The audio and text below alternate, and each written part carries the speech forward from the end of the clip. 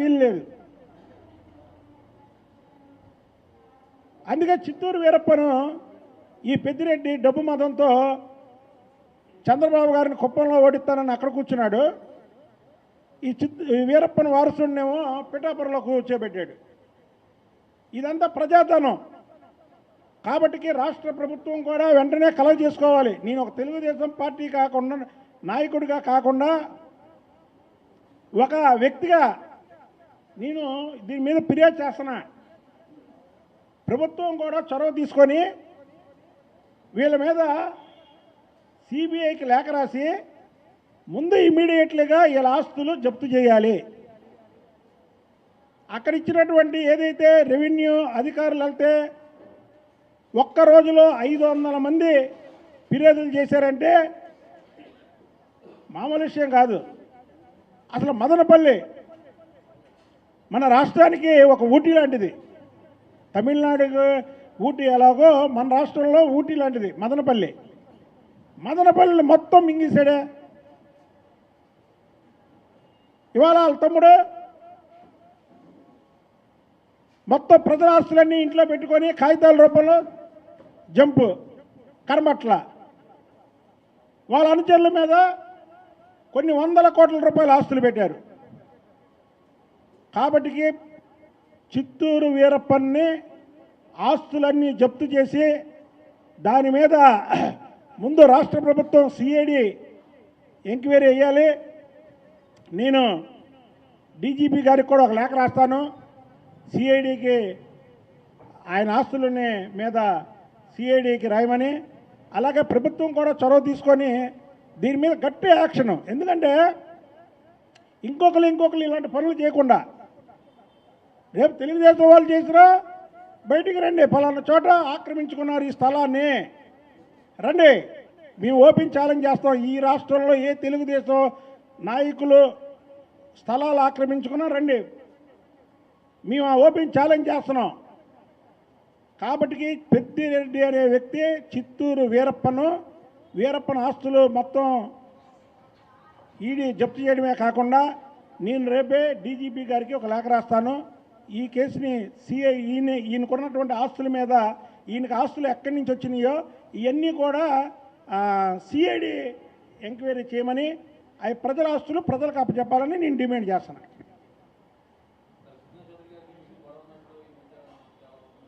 బాబు ఏ పేపర్లో వచ్చింది చెప్పు. సుజనా చౌదరి గారికి నాకు ఇగో సరే నువ్వు అడిగావు కాబట్టి, సోదరులు అందరూ ఉన్నారు కాబట్టి నేను నిజం చెప్తాను. ఇప్పుడు నేను చెప్తాను, పాపతో చెప్పిస్తాను. అలాగే సుజనా చౌదరి గారికి కూడా ఫోన్ చేసి చెప్తా. ఇప్పుడు సుజనా చౌదరి గారు ఏం లేరు, చెప్తాను. ఇగో సుబ్బయ్య గారు ఉన్నారు.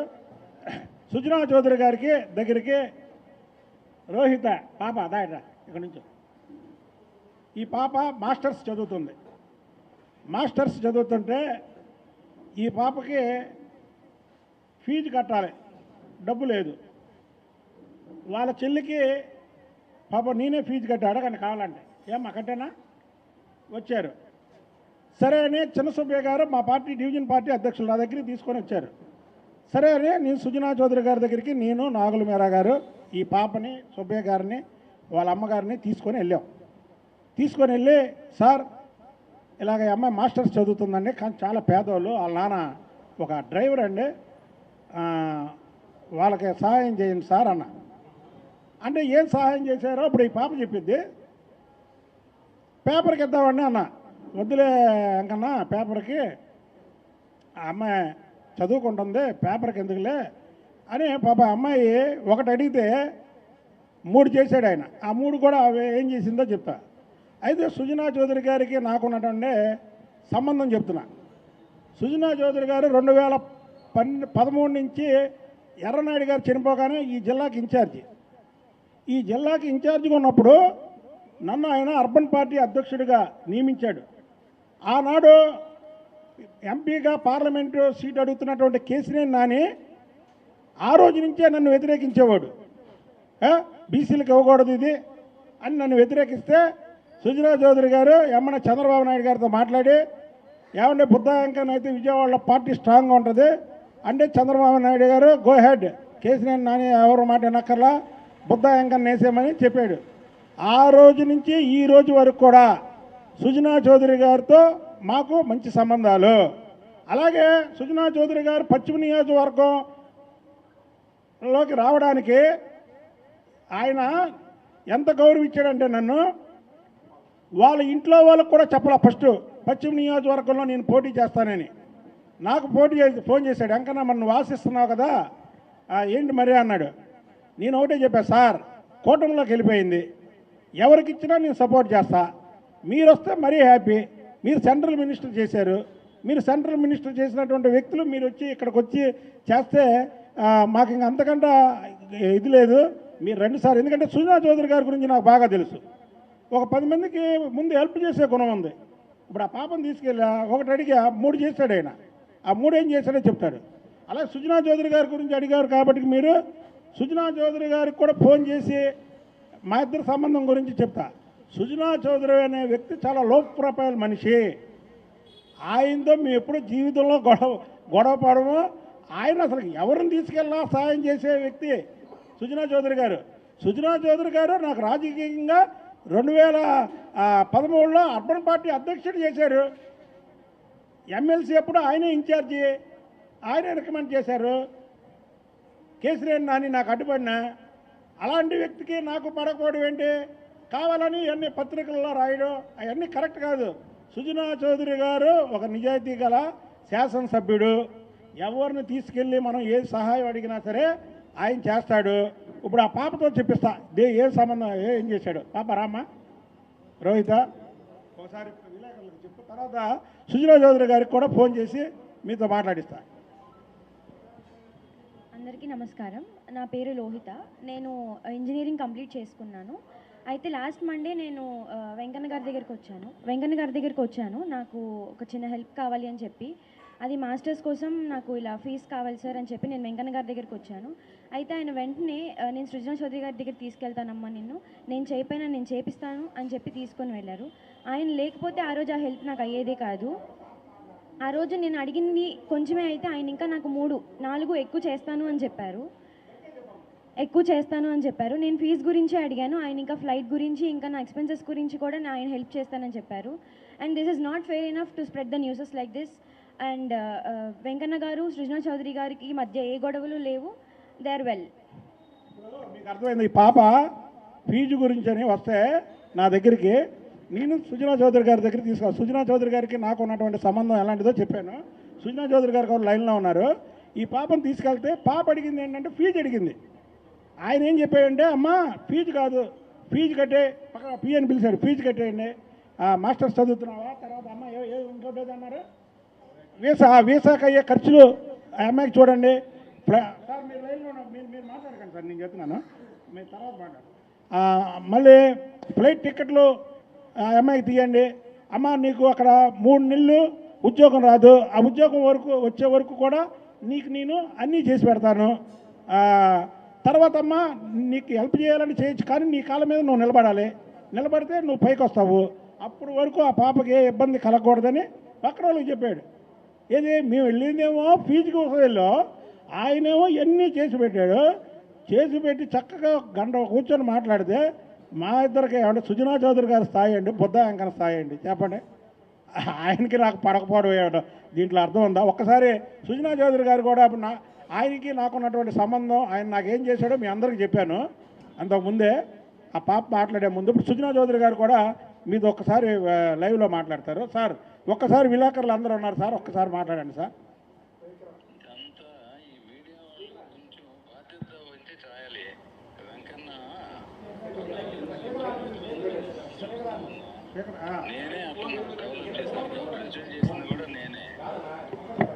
ఆగండి సార్, ఆగండి, వినబడలేదు. ఇది శ్రీనివాస్ స్పీకర్ ఆన్ చేయాలి.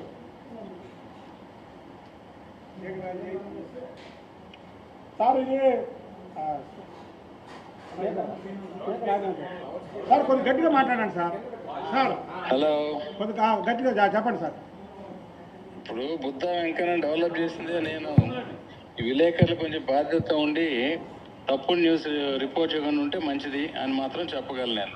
అతను వచ్చిన పని అమ్మాయి ఫీజు కోసం వచ్చారు, అవన్నీ మా ఫౌండేషన్ వాళ్ళకి చెప్పాను. అంతకు మించి వేరే ఏమి తర్వాత కాన్స్టిట్యున్సీని ఎలా డెవలప్ చేయాలనే దాని మీద దుర్గమ్మ టెంపుల్ రేపు పొద్దున్న దసరా వస్తూ ఉంది.